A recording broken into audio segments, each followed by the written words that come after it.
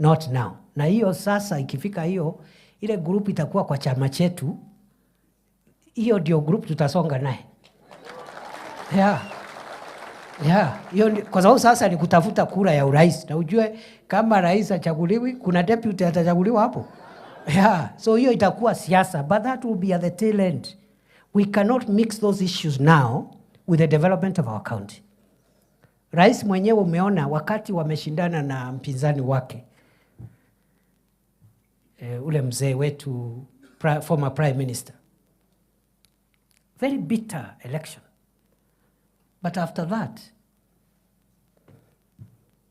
sasa rais ndio anampigia campaign aende Addis Ababa akuwe chairman wa African Union. The biggest campaigner. And that shows you must be careful. Maybe my brothers who are still running for office at our county and other levels. Be careful. Don't behave as if the next election is the beginning and the end of your life. Don't make your relationship with other people so bad that after that you cannot talk. And I'm glad to see some of our former leaders here. Because if they had broken relationships with the rest of us, they would not be here. Sinamna hiyo? Wapigiwe makofi former leaders wote. Yeah. I've also seen our professionals here. I've seen my senior brother, Professor Kindiki, a very distinguished son of Kenya. He's from our county. Are there other professors here? Professor Randu Joseph, who for many years was the departmental head at the University of Nairobi. I think is transport or something. He was doing something in geography. These are our biggest assets. So if we politicize these meetings, they will keep away.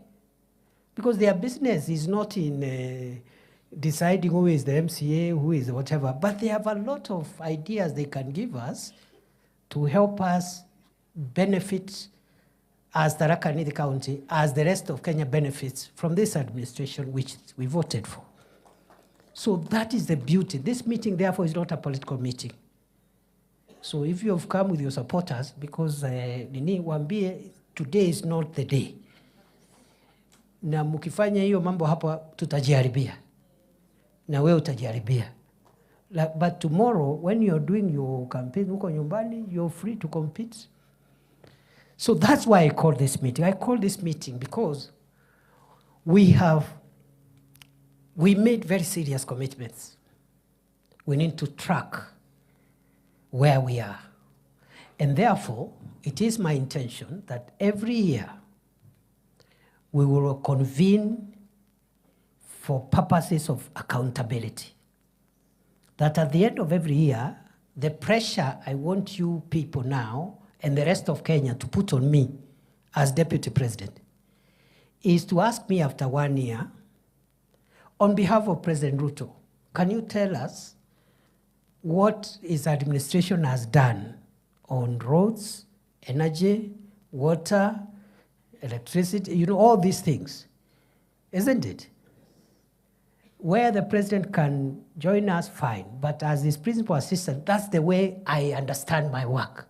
My work is to support him so that his administration fulfills its commitments to the people of Kenya. So kuna watu naona saa ingine wanani advice, wananiambia sijui ufanye hivi, sijui ukai kama unapingana na rais. And I'm wondering, is the work of the deputy president to oppose the president? Is that the job description? Wale wanataka kuoppose rais, watoke nje, wajoin Kalonzo, Wajakoya na hiyo timu ingine, waanze kuoppose wakiwa huko nje. There is no problem. But you cannot be a deputy president and sabotaging the same government, or a minister flying a flag and then you are sabotaging the same administration. Not possible. So tafuta na hao wengine, hiyo group ingine, mutupige mkiwa nje, we are ready for you. Na tutawajibu sana saa hii, tutakutana huko mbele. Because all these characters, hakuna mtu hajakuwa kiongozi. Si Kalonzo-Musyoka alikuwa vice president? Si ni kama mimi? Yeye alikuwa 5 years under Kibaki. So akifika pale Tharaka Nithi, the people will ask him, when you were vice president, can you give us one project hapa ile ulitusukumia? Because that is the question I expect to be asked by the people of Kitui when President Ruto and myself go to look for votes in Kitui. Yeah, so that's my understanding of my job. I have to support the president. I have to fight for him. I have to assist him and supplement him because he can't be everywhere.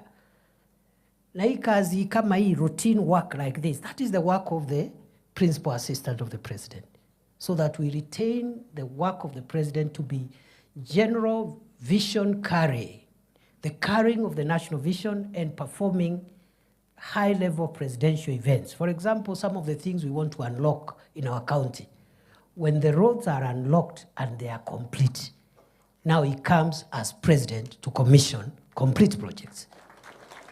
Lakini saa hii kwa sababu zimekwama, ni kazi yangu kukwamua. Si namna hiyo? Nitafute mawaziri, nitafute ma-PS, nitafute everybody. Ikikwamuliwa ijengwe, rais anakuja. But it can't be the president coming there to try and unlock projects. Yet he has a cabinet, he has a deputy. That is my understanding of my responsibility. Wale wengine wananiambia sijui pinga rais kama fulani, I think they are addressing the wrong person. Yeah, maybe they are talking to somebody else. Sio mimi. So we intend to be very focused and very deliberate, and we mean business. And I want to assure you, the people of Tharaka Nithi, as I've assured other parts of the country, you will get maximum benefits from this administration. Otherwise, what business do I have to hang around if we will not get maximum benefits?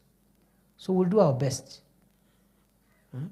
Lakini musiende kudanganywa ati ndio sijui hii county isaidiwe, at the next county must lose. We cannot win, isn't it? We cannot get what we want. So who said for one county to gain, another one must lose? It's not true. Yeah.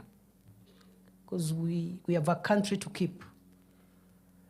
And therefore, mimi naomba tu munitoe kwa hii siasa ya sijui ya MP, ya MCA, ya governor, ya senator. I will leave that. Munisaidie. Kwa sababu mkiniingiza hapo, whether you are defending me or attacking me, unless you really are sabotaging me, you should not drag me in those politics ya nyumbani. Unless your aim is to sabotage me. Kama hiyo ndio aim ni sawa, nitaelewa. So sasa nikianza hapo, ati sijui this ward versus the other ward, this constituency versus, we will lose it. And I saw how my predecessor lost favor, even from leaders from his own village. You know? Even your own MP, akutaki. I cannot wait for that to happen. If kina Kareke here and kina Njuki, kina Murugara think I am doing nothing, what business do I have to go to Nyanza and other places? Sini wachane nayo. Yeah, if my own brothers, my own neighbors don't think of any value. So musiningise kwa hiyo mambo ya nyumbani. Pia niseme ya kwamba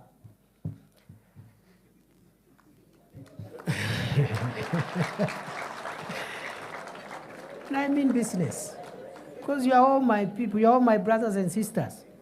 I cannot come here and start supporting this one against the other. All of you are running for MP. Of course, all of you will not get the seat. The seat will go with one person.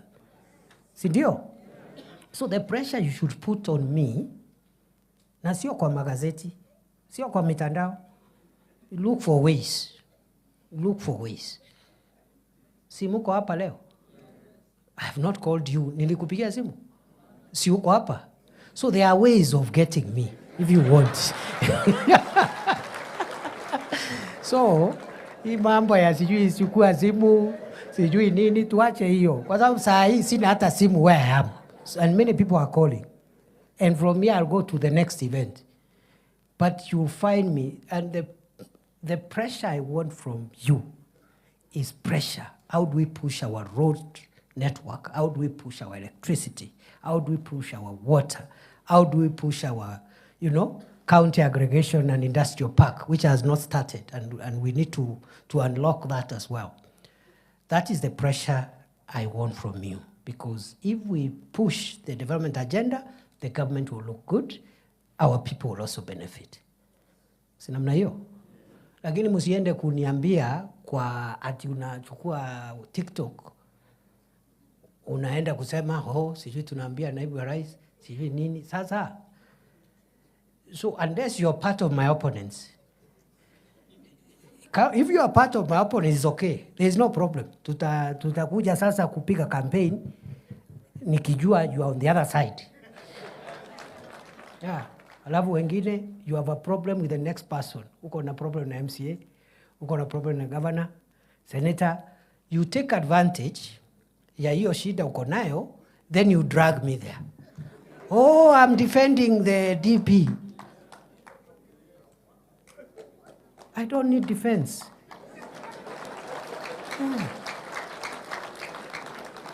I don't need defense.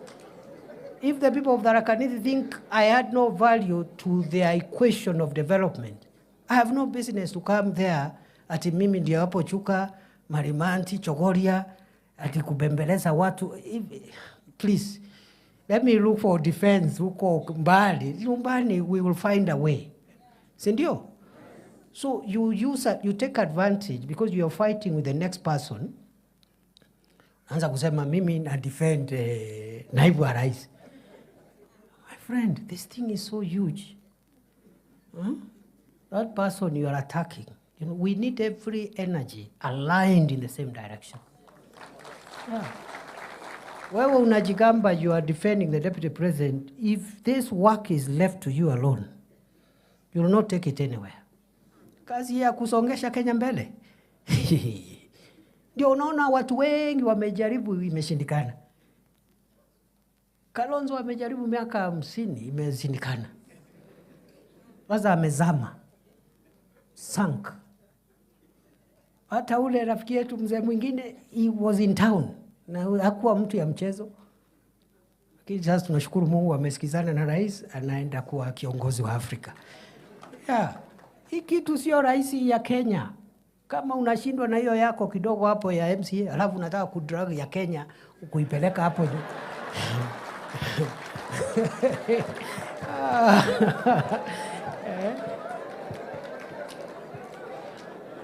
So sikiza. Sikiza. Pale nyumbani, I need your blessings and your support, all of you. Not some of you. Because some of you hatutafika anywhere. I need everybody, including the person you have a problem with. I need that person. Yes. Tumesikizana? Yeah. So this is home talk, in the family talk, don't worry. Let me go back to the default system, which is the national discussion we are having. So we have an agenda. This is the government, and I've been I played some role in the Kibaki administration, in the Uhuru administration, in different capacities, and now in the Ruto administration. As far as I'm aware, the first government to do a manifesto was the Kibaki government. But it was never followed up for implementation. Tulichaguliwa, Kibaki akachaguliwa, wale walichaguliwa, there was no implementation. Luckily, Kibaki had a very strong focus on the priorities he had committed to the people. So he succeeded, but there was no monitoring and evaluation, and there was no tracking of progress. And when Kibaki was asking to be re-elected in 2007, nobody asked him, have you delivered what you told us? It was just simple politics. Yeah, Kibaki was a Raila. And 41 against 1. Very dangerous politics. Uhuru came with a manifesto. But we never followed the implementation of that manifesto. And when Uhuru was asking for re-election in 2017, nobody asked him what he had done with the first term. In fact, he came with a new manifesto for the second term. Ile aliita Big Four. Si ni kweli? Yeah. But this time round, this government is going to add value to our governance in two respects. One, we are tracking the 168 commitments that we made to the people of Kenya in 10 sectors, 10 areas, one by one, to see how far and how many of them we can implement before the next election. Ndio hiyo manifesto isiwe ni karatasi. And I'm going to demonstrate to you just now how we are doing that. Number two, I suspect the next election, more than any other election, this government will be asked, you promised us this, tell us what you've done. Si ni kweli? Yeah. So Kenya is maturing. That is good democracy, because if a president does not get re-elected because they have not performed, that is a very good democratic culture. But you cannot remove a president because of stupid politics ya ukabila, sijui ya nini, mambo ya bure hapo, you know. So, good people, mimi nataka niwaambie, we will do our best. The last 2 years, President Ruto has struggled with very difficult issues, just like President Kibaki when he took over from President Moi. President Kibaki's first term was terrible. It was difficult. He himself was unwell. And some characters around him were the ones running government and making decisions, making very unpopular pronouncements. But Kibaki was very committed. In 2 years, President Kibaki became the most hated and the most unpopular person in Kenya. In 2005, 2 years after his election, the first time, 3 years, he brought a referendum. He was defeated in that referendum. You remember Banana Orange? He was defeated. He dissolved the entire cabinet. He was left with the old man, is it Moody or Worry or something? Yeah. So what is happening around here is something that has happened before. And why President Kibaki and President Ruto? Ask yourself why. It is because any transformative leader who has an idea of what to do about key sectors that define a country's transformation, many times the decisions that leader has to make to transform the country are usually unpopular. They are not popular. Populist leaders make popular decisions. Okay? I'll give you an example. This universal health care that we are focused on implementing is not the invention of Kenya Kwanza. Professor Kithaka and the others, the scholars, will tell you, President Kibaki intended to bring universal health coverage when Charity Ngilu was minister. Aka-introduce the topic, siasa kama hii ikakuja, Kibaki retreated. Ikakufa. President Uhuru had universal health care in his manifesto. I'm part of the team that wrote that manifesto, the first term. Akaona it's very unpopular because you have to increase the levies that you're charging people and so forth. Akaikalia first term. He thought he can introduce it in second term when he's going home because he will not be looking for re-election. So in 2018, Aka announced the Big Four agenda. One of them was universal health coverage. Cecily Kariuki was the minister for health. Siasa ikakuja, Uhuru backtracked. I remember Uhuru asking us, sisi tuko na insurance? Kama watu wamekataa health insurance, sisi tuko na insurance. Alafu akauliza deputy yake that time, I just overheard, nilikuwa area tu, nilikuwa hapo, sikuwa karibu. Nikasikia akauliza deputy yake, "Wewe William, si mimi na wewe tuko na nyumba? Hii housing program, kwa sababu housing ilikuwa kwa big four ya Uhuru pia, isn't it? Si wewe uko na nyumba na mimi niko na nyumba. Hii manyumba ni ya nini, tuwache?" Wakawacha.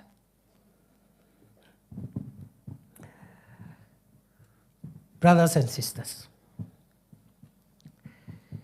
I'll shortly tell you what housing and what a health insurance for every Kenyan means to the economy and to household incomes in a short while.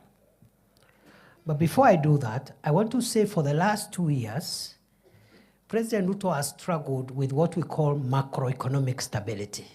Macroeconomic stability means, for those who are not experts like myself, I'm not also an expert in the economy, but I have learned from the experts. Macroeconomic stability are the fundamental foundational economic growth indicators that must be in place before you start now building the growth of the economy. One indicator is the strength of the currency. The strength of your currency versus international currencies is one indicator.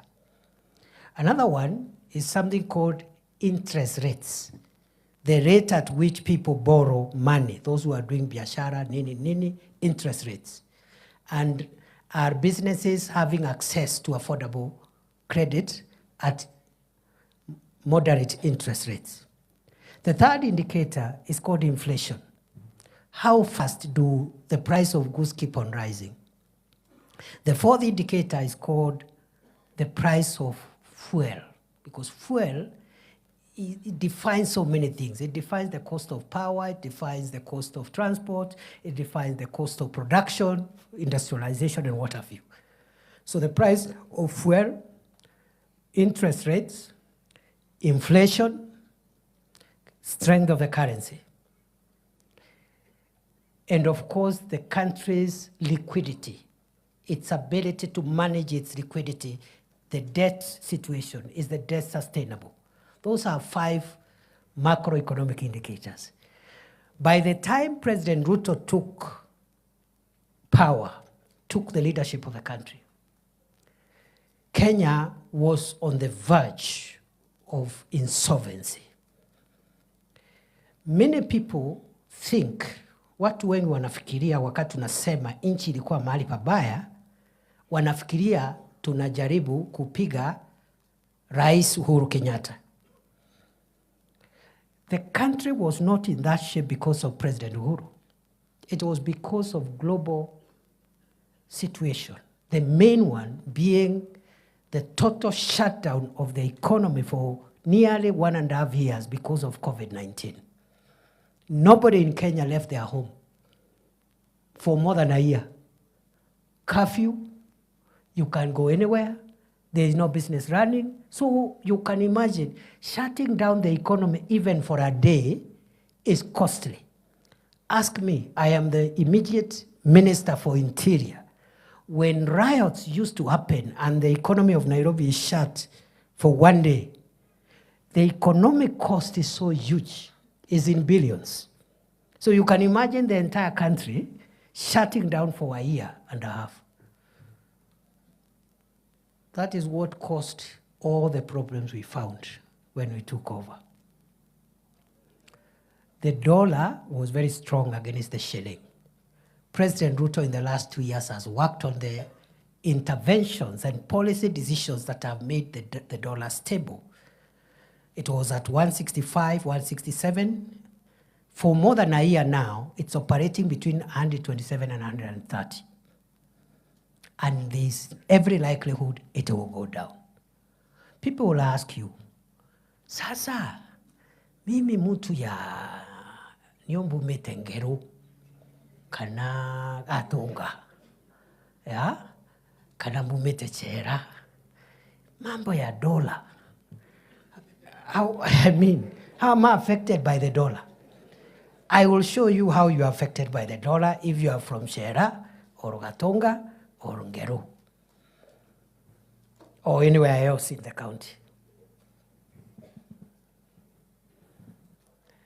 Hizo vitu watu yetu wanaenda kununua madukani hapo Marimanti, hapo Chogoria, hapo Kadhwana. Most of those items are imported from abroad because our manufacturing capacity is very, very small. All the household items, many of them are imported. They are imported in bulk from China, from other countries. The person importing them pays for those items using, they have to convert Kenya shillings into dollars.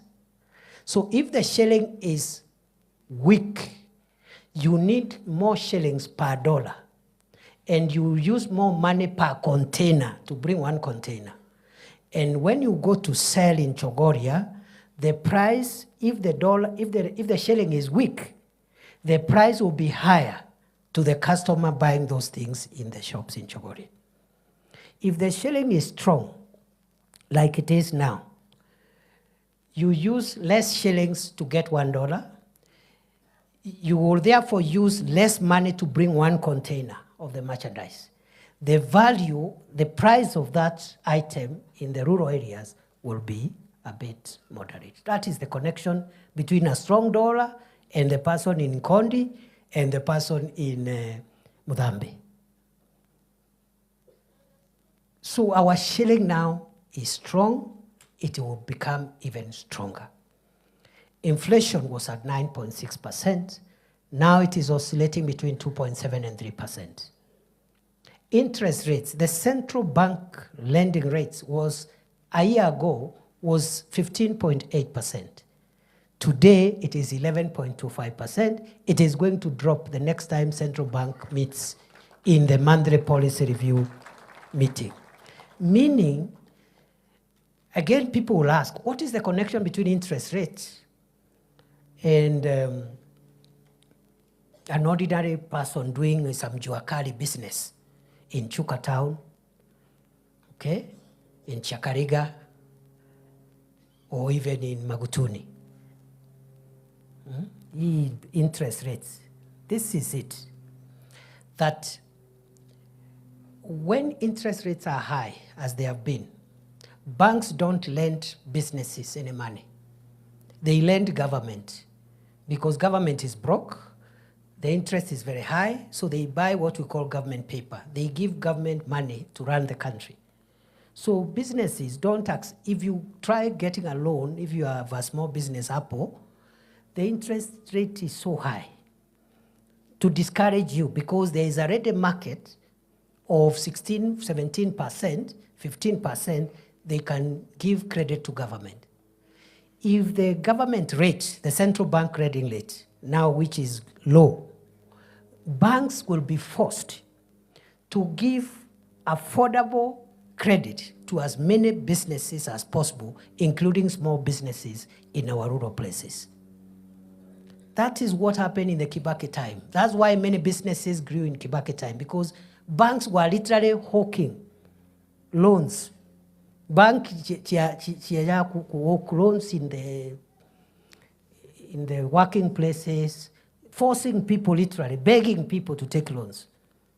But because of high interest rates, banks stopped dealing with poor small businesses, and because they are lending government. So there's a connection. For 2 years, President Ruto has struggled with macroeconomic stability, interest rates, the strength of the shilling, inflation, and also the price of fuel, which was at 217, now it's about 160 something. And it will come down, it will continue coming down. What President Ruto has done in 2 years, it took Kibaki 5 years. Because the first time, Kibaki was so unpopular because he was trying to reverse the Moi economy, the macroeconomic indicators for the Moi economy. Remember, growth, economic growth, by the time Moi was leaving, was negative 0.1%. By the time 2007, end of first term of Kibaki, growth was 7.1%. But you see, people don't eat growth. They don't, so they were asking, yeah, Kibaki, you're telling us GDP and growth and interest rate, but we can't see anything. The same questions the people of Kenya are asking today. But the macroeconomic environment must be built first. There is no economics. You cannot deal with the microeconomic issues unless you tackle interest rates, strength of the currency, da da da da da. It took Kibaki 5 years. It has taken William Ruto 2 years.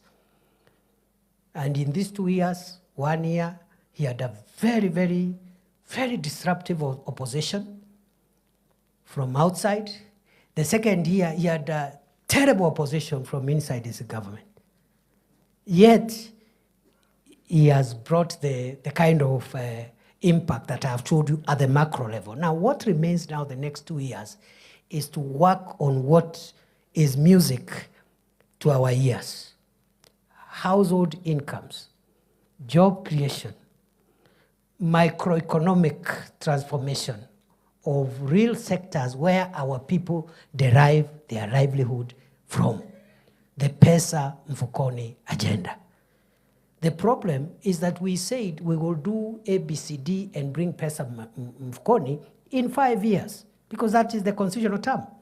But on day one, you have a dishonest internal opposition inciting the public why a 5-year program should have been done in a year. And we are talking about a country recovering and a world recovering from a terrible post-COVID economy. It's not possible. And you know that lie has sold, because lying is cheap and lying is popular.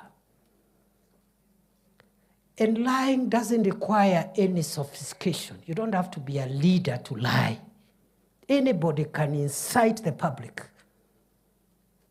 True or false?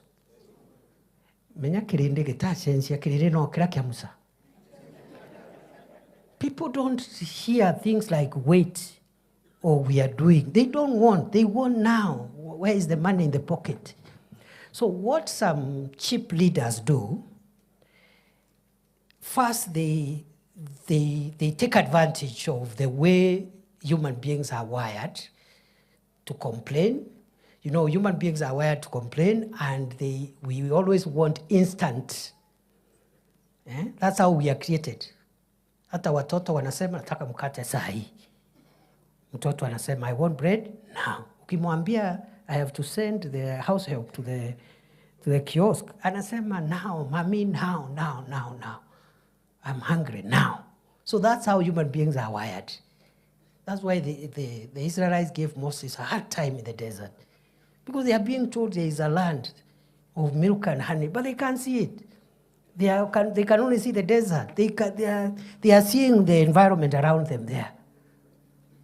So what incomplete leaders do, they take advantage of those sentiments and they start now spinning, you see.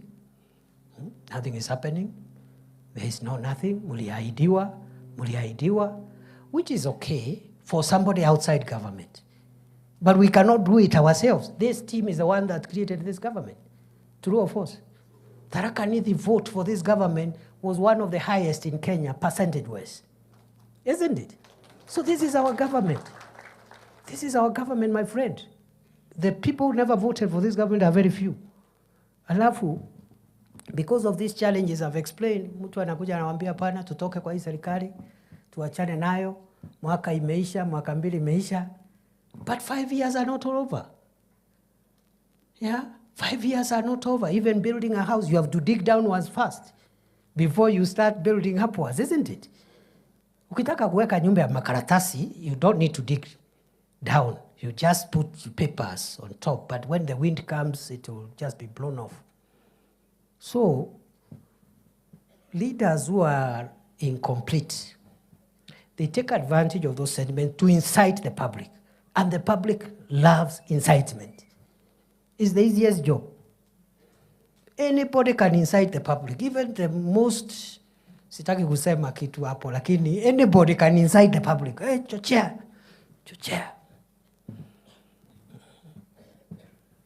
That is how Barabbas secured his release. on the day Jesus Christ was put on the cross. The Bible says his main job was causing insurrection and inciting the public against the authorities. Biblia yuga athaikitwe awetwa athaikwa nuntu wa kwingira mwingi kuchochea umma. And 99% of the people calling themselves leaders are in that business. The work of a leader is not to listen to what the people are saying and assist them in saying it. Because if you listen to what they are saying and you assist them in saying it, so what is your role? And number two, many of the things the people say are not correct. But they say it because they do not have the facts that you and I have. They have not come to Karen, they have not been briefed by the deputy president, so they don't know. So the work of a leader is to guide the community, to guide the people, to tell them this one is okay. Yes, we need these 5 things, but this one, right now it is possible. This other one will require a year or 2. That is the work of a leader. If your work is to follow the people, you have no business calling yourself a leader because it is the people leading you.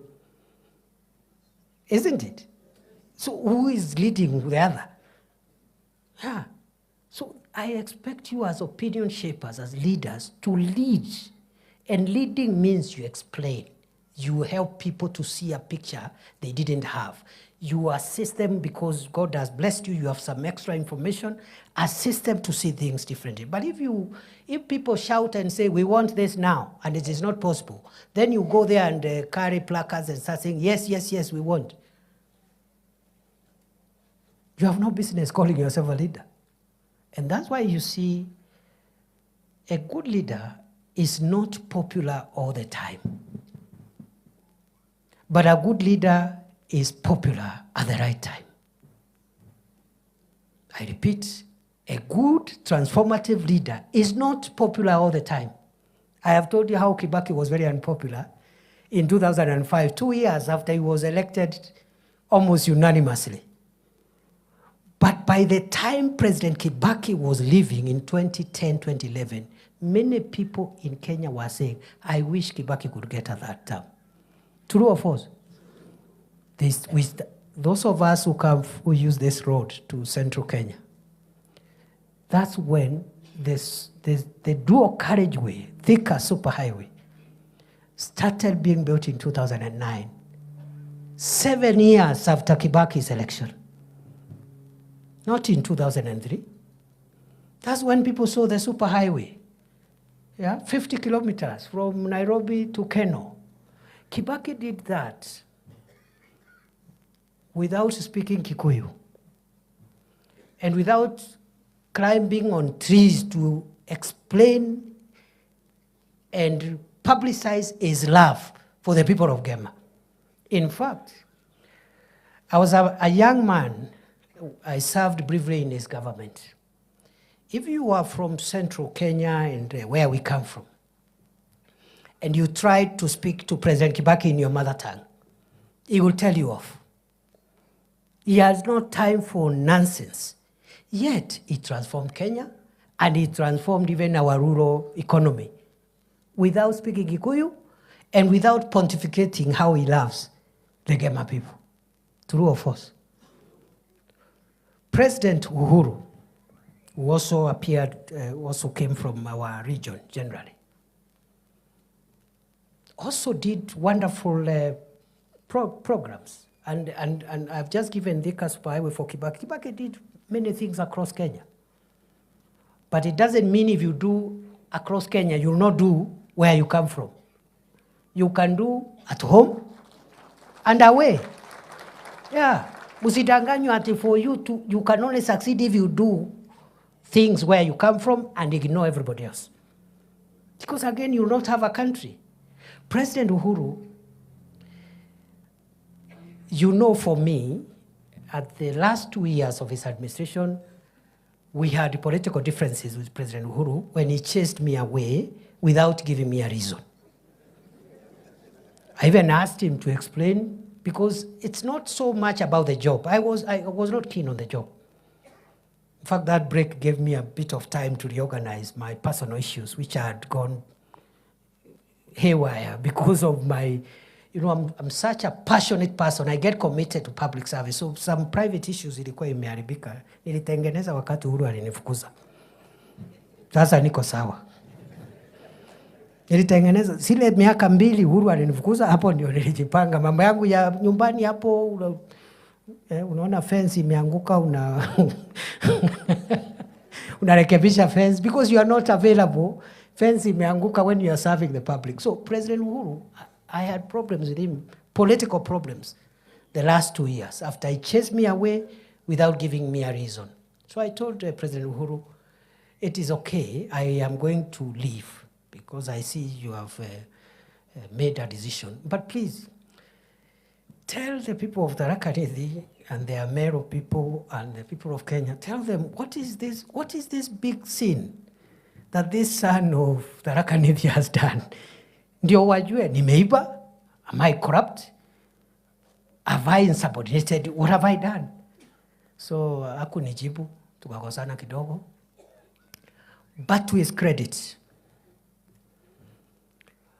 President Uhuru is the one who started the Dongokundu bypass in Mombasa, which we've just completed. We found it at the tail end as Kenya Kwanza.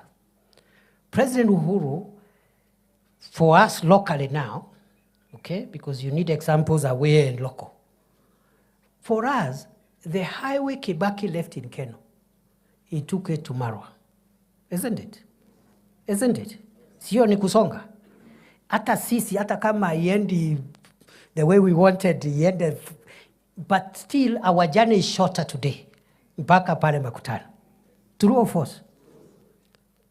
Without speaking Kikuyu, without preaching to us every day how he loves Gema. Yeah? So I'm wondering, these other people who say they love us, they have never convened one single county, including the county they come from, to discuss development ya hiyo county. Hii upendo ni upendo ya kupeleka wapi? Munisaidie tu kuelewa. Me, I don't understand. What kind of love? And must you speak about it? Just do it. Just do. There's love. Just do it. We will see it. So today, I have called you to tell you that this administration, having laid the foundation, the economic foundation, that would have even taken longer. Okay?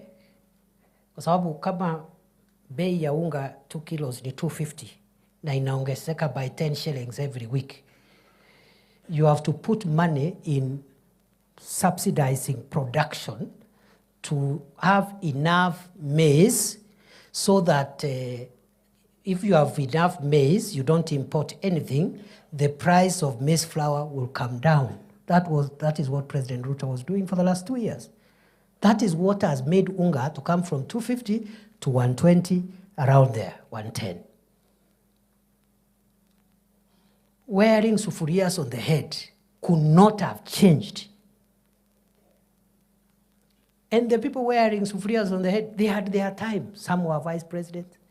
Everybody.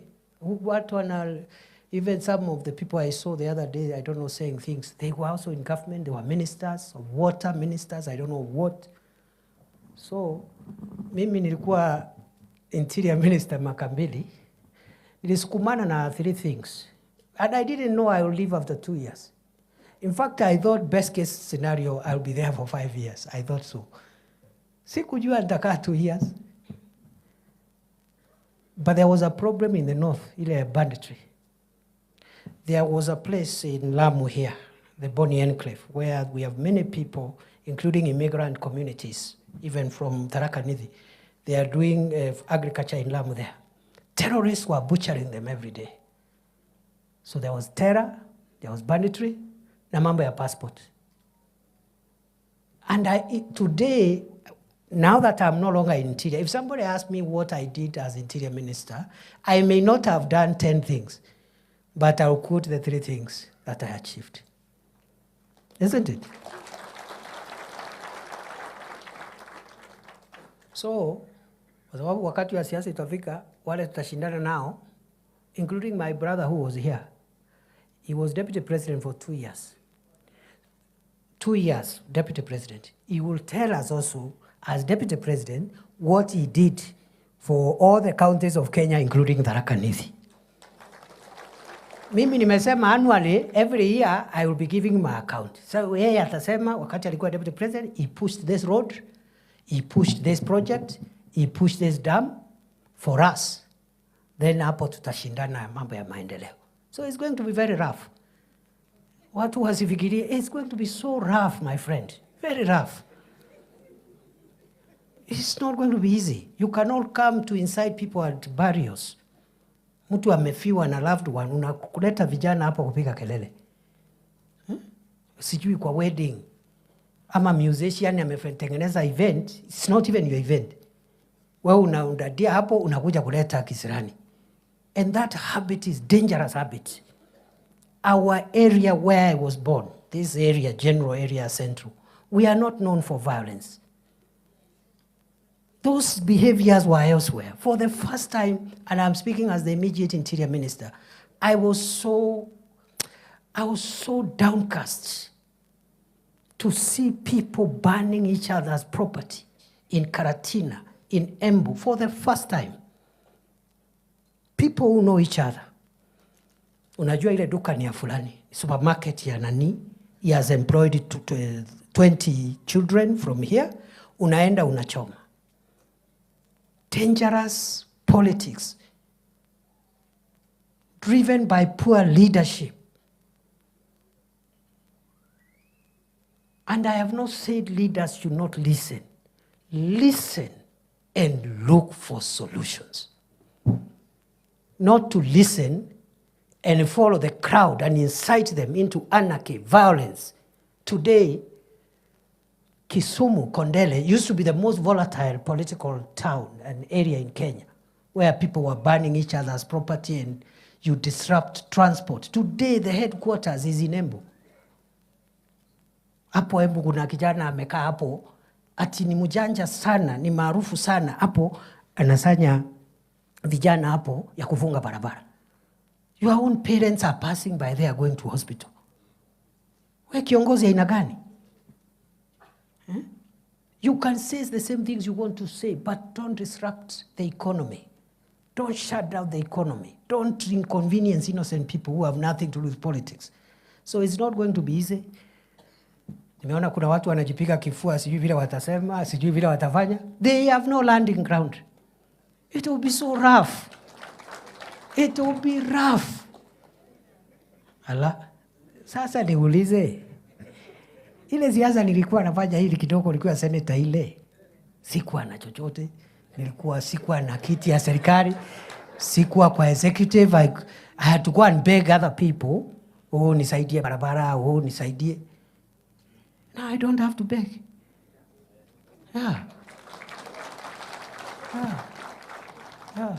Alafu naniambia we go and start opposing President Ruto hapa. There's only one person who can countermand me in Kenya. Only one. The whole country, by the grace of God, na maombi yenu. Only one person. One. From the executive, judiciary, legislature, 2 levels of government, everywhere. The whole country, God, by His grace and your prayers, only one person can overturn my decision. Sio ni baraka? So we should make use of it to assist our county, to assist Kenya. Yeah. So, wale wanategea ati, yani,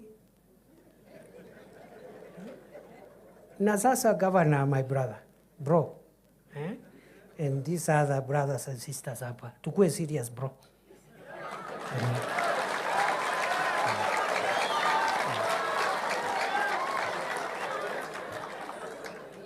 You know I love you. You know that. As a brother. You know you are a classmate with my elder brother. Na mimi ni mtu ya kurespect relationships. But we must be serious now.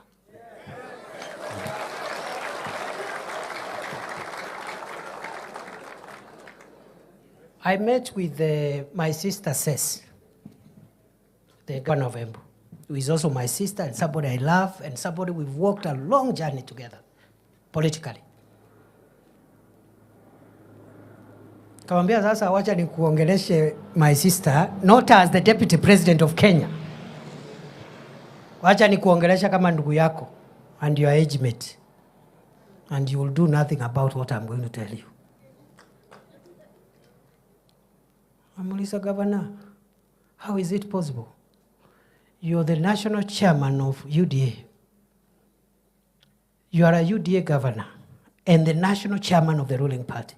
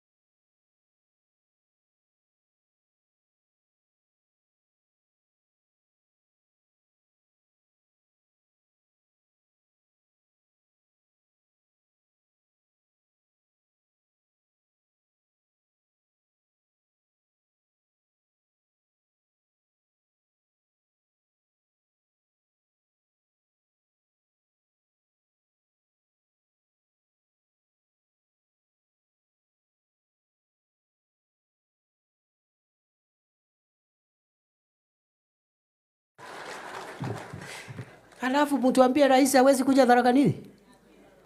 Atapigwa kelele na nani? Wale